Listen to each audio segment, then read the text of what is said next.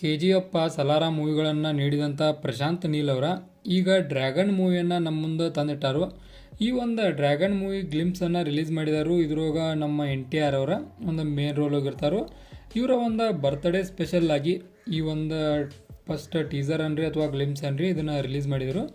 ಬರ್ರಿ ಫಾಸ್ಟಾಗಿ ಇದ್ರ ಬಗ್ಗೆ ಮಾತಾಡ್ಕೊಂಡು ಬರೋಣ.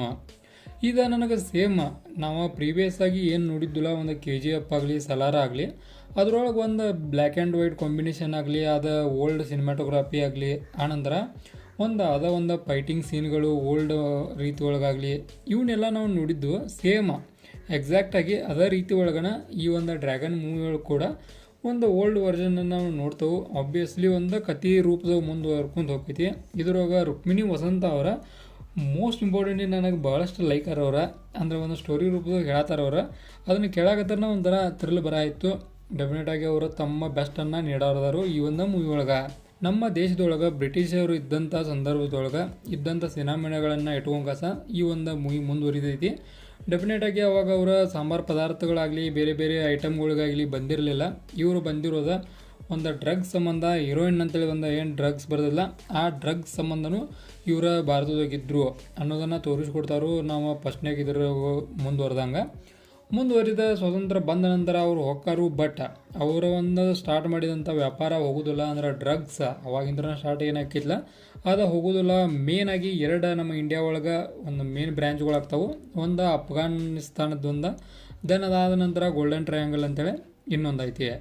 ಈಗ ಏನು ಈ ಅಫ್ಘಾನ್ದೊಂದು ಐತ್ಲ ಒಂದು ಡ್ರಗ್ಸ್ ಮಾಫಿಯಾ, ಅದ್ರೊಳಗೆ ಇರೋರನ್ನ ಭಾಳಷ್ಟು ದೊಡ್ಡ ದೊಡ್ಡ ರೌಡಿಗಳದಾರು. ಅದ್ರೊಳಗೆ ನಮ್ಮ NTR ಕೂಡ ಹೌದು. ಈತ ರೌಡಿ ಅನ್ನೋದು ಹೀರೋ ಅನ್ನೋದು ಡೆಫಿನೆಟಾಗಿ ಗುರುತಿಲ್ಲ ಈ ಒಂದು ಮೂವಿ ಒಳಗೆ. ಅದನ್ನು ನಾವು ಮುಂದೆ ಮೂವಿ ಒಳಗೆ ನೋಡ್ಕೋತೇವೆ. ಬಟ್ ಇಲ್ಲಿ ಹೀರೋ ಅಂದ್ರೆ ಅನಿಲ್ ಕಪೂರ್ ಅಂತ ಹೇಳ್ತಾರೋ. ಒಂದು ಮೂವಿ ಸೀನ್ಗಳು ನಾವು ನೋಡೋದಾದ್ರೆ ನೋಡೋಣ ಮೂವಿ ಒಳಗೆ ಅದು ಹೆಂಗಿರ್ತದೆ ಅಂತೇಳಿ. ಇನ್ನು ನನಗೆ ಇನ್ನೊಂದು ಭಾಳಷ್ಟು ಲೈಕ್ ಅನ್ನೋದಕ್ಕಿಂತ ಒಂದು ಸರ್ಪ್ರೈಸ್ ಆದ್ನಿ ಅನ್ನೋದು ಎಲಿಮೆಂಟ್ ಯಾವತ್ತಪ್ಪ ಅಂದ್ರೆ ಅದು ಡೆಫಿನೆಟಾಗಿ ಒಂದು NTR ಅವರನ್ನು ಒಂದು ಗ್ಲಿಮ್ಸ್ ಒಳಗೆ ಫಸ್ಟ್ಗೆ ನೋಡಿದ ರೀತಿ ಅಂದ್ರೆ ನಾವು ಗುಂಡ್ಗೆ ಇರುವಂಥ ನಮ್ಮ NTR ಫುಲ್ ಬೇರೆ ಥರನ ಆಗಿದ್ದಾರೆ. ಫುಲ್ ಒಂದು ಬಾಡಿಯನ್ನು ಒಂದು ಬೇರೆ ಥರನ ಕನ್ವರ್ಟ್ ಮಾಡಿದಾರೆ ಕೂಡ ಹೌದು. ನಾವು ನೋಡ್ಕ ಇದು ಯಾರಪ್ಪ NTR ಏನು ಬೇರೆದವರು ಅಂತೇಳಿ ಅನಿಸೋದು ಫೀಲ್ ಕೂಡ ಉಂಟು. ಹಂಗೆ ನನಗೆ ಡೆಫಿನೆಟಾಗಿ ಅನಿಸ್ತು.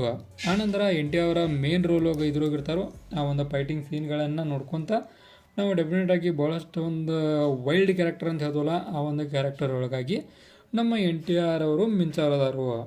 ಓಕೆ, ಇದನ್ನೆಲ್ಲ ಬಿಟ್ಟರೆ ಇನ್ನೊಂದು ಸೈಡ್ ಒಳಗೆ ಇನ್ನೊಂದು ಮಾತಾಡ್ಬೇಕೇನಪ್ಪ ಅಂದ್ರೆ ಈ ಒಂದು ಮೂವಿದ ಒಂದು ಬ್ಯಾಕ್ಗ್ರೌಂಡ ಸ್ಕೋರ್ ಅಂತ ಹೇಳ್ತವಲ್ಲ ನಾವು ಅನ್ರಿ, ಅಥವಾ ಬ್ಯಾಕ್ಗ್ರೌಂಡಾಗ ಓಡ್ತಾ ಇರುವಂಥ ಒಂದು ಸಿನಿಮಾಟೋಗ್ರಫಿ ಅನ್ರಿ.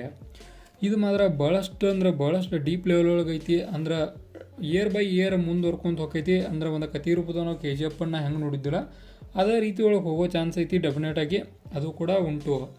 ಇನ್ನು ಈ ಒಂದು ಮೂವಿಗೆ ಮೇನ್ ಅಟ್ರಾಕ್ಷನ್ ಅಂದ್ರೆ NTR, ದೆನ್ ರುಕ್ಮಿಣಿ ವಸಂತ ಅವರ, ಆನಂತರ ಅನಿಲ್ ಕಪೂರ್ ಅವರ, ಆನಂತರ ಒಂದಷ್ಟು ಹೊರಗಿನ ಕ್ಯಾರೆಕ್ಟರ್ ಕೂಡ ಹೌದು. ಅವರು ಕೂಡ ಮೇನ್ ರೋಲ್ ಒಳಗೆ ಈ ಒಂದು ಮೂವಿ ಒಳಗೆ ಅಭಿನಯವನ್ನು ಮಾಡಾರದಾರು. ಓವರಾಲ್ ಆಗಿ ಡ್ರ್ಯಾಗನ್ ಮೂವಿದೊಂದು ಗ್ಲಿಮ್ಸ್ ಬಗ್ಗೆ ಹೇಳೋದಾದ್ರೆ ಟಾಪ್ ಕ್ಲಾಸ್ ಇತ್ತು. NTR ಅವರ ನ್ಯೂ ಪ್ರಾಜೆಕ್ಟ ಬೆಂಕ್ ಲೆವೆಲ್ ಒಳಗೆ ಆಗೋದೈತಿ. ಭಾಳಷ್ಟು ಟೈಮ್ ಐತಿ ರಿಲೀಸಿಂಗಿಗೆ. 2027 6ನೇ ತಿಂಗಳೊಳಗೆ ಅಂದ್ರೆ ಇನ್ನು 1 ಇಯರ್ ಟೈಮ್ ಐತಿ. ಡೆಫಿನೆಟಾಗಿ ಒಳ್ಳೆಯ ರೀತಿ ಒಳಗೆ ಈ ಒಂದು ಮೂವಿ ಬರ್ತೈತಿ. ಓಕೆ, ಇದಾಗಿತ್ತು ಡ್ರ್ಯಾಗನ್ ಗ್ಲಿಮ್ಸ್ ರಿವ್ಯೂ. ಇದೇ ಥರ ನಿಮ್ಗೆ ಇನ್ಫಾರ್ಮೇಟಿವ್ ವಿಡಿಯೋಗಳು ಬೇಕಾದ್ರೆ ಚಾನಲ್ ಸಬ್ಸ್ಕ್ರೈಬ್ ಮಾಡ್ಕೊರಿ. Video informative like ಕೊಟ್ಟೋಗ್ರಿ.